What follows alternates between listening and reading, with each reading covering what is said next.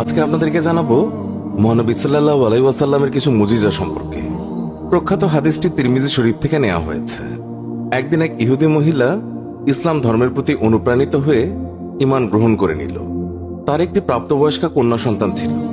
একদিন মেয়েটি আকস্মিকভাবে মারা গেল। অন্যান্য ইহুদিরা ভৎসনা দিতে শুরু করলো যে মুসলমান হবার কারণেই তোমার মেয়ে মারা গিয়েছে। ইহুদিদের এইসব বাজে কথা শুনে স্বামী স্ত্রী দুজনেই কাঁদতে শুরু করে দিলেন। বিরহ সহ্য করতে না পেরে এক পর্যায়ে দুইজনই আল্লাহ নবী সাল্লাল্লাহু আলাইহি ওয়াসাল্লামের দরবারে হাজির হয়ে আরজ করল, ইয়া রাসূলুল্লাহ, সবেমাত্র আমরা ঈমান গ্রহণ করে মুসলমান হয়েছি। কিছুদিন যেতে না যেতেই আমাদের একমাত্র যুবতী কন্যা মারা গিয়েছে। আমরা তাকে ইসলামী তরিকায় দাফনও করেছি। আমরা ঈমান গ্রহণ করার পরপরই আমাদের কন্যা মারা যাওয়াতে আমাদেরকে গোত্রীয় লোকেরা ভৎসনা দিচ্ছে। তারা বলছে ঈমান আনার কারণেই সে মারা গিয়েছে।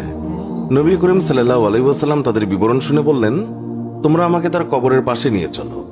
রাসূলের নির্দেশ মোতাবেক তারা তাকে একটি পাহাড়ের পাদদেশে নিয়ে গেল। সেখানে দাঁড়িয়ে ইশারা করে বলল, ওই যে পাহাড়ের উঁচুতে আমার মেয়ের কবর। এরপর নবী করিম সাল্লাল্লাহু আলাইহি ওয়াসাল্লাম নিচে দাঁড়িয়ে বললেন, হে আল্লাহর বান্দা। নবী করিম সাল্লাল্লাহু আলাইহি ওয়াসাল্লাম ডাকছে, তুমি বেরিয়ে এসো।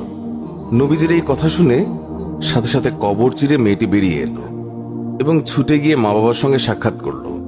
নবী করিম সাল্লাল্লাহু আলাইহি ওয়াসাল্লাম কবর থেকে বেরিয়ে আসা মেয়েটিকে বললেন, বলো, তুমি যেখানে ছিলে সেখানে যেতে চাও নাকি মা বাবার সঙ্গেই থাকতে চাও? যুবতী মেয়েটি বলল, হে আল্লাহর রাসূল, আপনি আমার জন্য দোয়া করুন যেন আমার মা বাবার অন্তর থেকে আমার মায়া চলে যায়। তারা যেন আমার জন্য কান্নাকাটি না করে।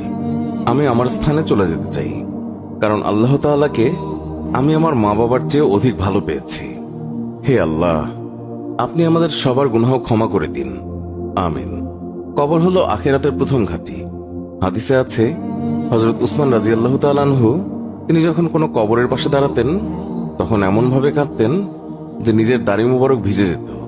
তাই একবার তাকে জিজ্ঞাসা করা হলো, আপনি জান্নাত এবং জাহান্নাম স্মরণ করে এত কাঁদেন কেন?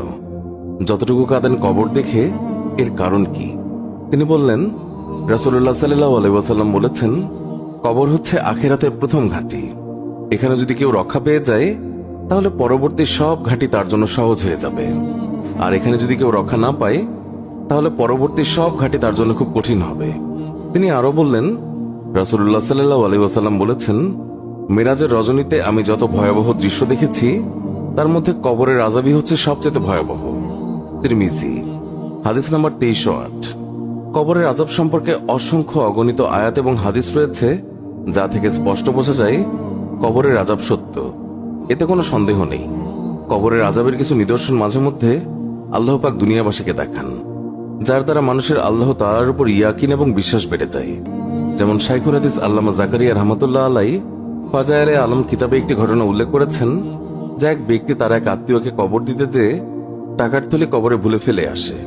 তারপর মনে পড়লে গোপনে কবর খুঁড়ে টাকার থলি আনতে গেল। গিয়ে দেখে কবরের মধ্যে দাও দাও করে আগুন জ্বলছে। এই আগুনই হলো কবরের আযাব। কবরের আযাব সম্পর্কে হাদিসে অনেক ধরনের শাস্তির কথা উল্লেখ আছে। যেমন হাদিসে আছে, কবর হয়তোবা জান্নাতের বাগান সমূহের মধ্যে হতে একটি উল্লেখযোগ্য বাগান, অথবা জান্নাতের গর্ত সমূহের মধ্যে হতে একটি গর্ত। কবরবাসী যদি নেককার হয় তাহলে তার কবর হবে জান্নাতের বাগান, আর যদি বদকার হয় তাহলে তার কবর হবে জাহান্নামের গর্ত। কাশফের অধিকারী এক বুজুর্গ ব্যক্তি এক গ্রামে যান। তাকে দেখে সেখানকার লোক বলল, হযরত, এখানে এমন একটি কলসি আছে, কোনো সময় তার পানি ঠান্ডা হয় না, সবসময় গরম থাকে। এই ব্যাপারটি কি তা আমাদের বোধগম্য নয়। তিনি বললেন, ঠিক আছে, কলসিটি আজ রাতে আমার কাছে রেখে যাও। লোকেরা কলসিটি এনে তার কাছে রেখে গেল। সকালে তিনি তাদের বললেন, এবার দেখো কলসির পানি ঠান্ডা হয়েছে কিনা। দেখা গেল পানি ঠান্ডা হয়ে গেছে।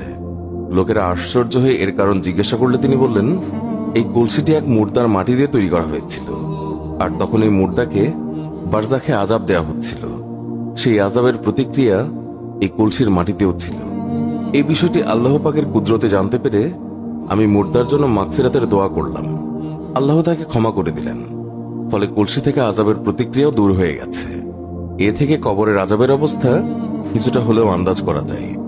কবরে আযাবের সাপের কথা বর্ণনা দিয়ে একটি হাদিসে বর্ণিত হয়েছে, রাসূলুল্লাহ সাল্লাল্লাহু আলাইহি ওয়াসাল্লাম বলেছেন, পাপীদের শাস্তি দেওয়ার জন্য কবরে এমন এক বিষাক্ত সাপ নিযুক্ত করা হবে, যে সাপের বিষ তো দূরের কথা, যে সে যদি দুনিয়াতে একটি নিঃশ্বাস ত্যাগ করে, হে আল্লাহ, আপনি আমাদের এই কবরের আযাব থেকে মুক্ত করে দিন। আমিন।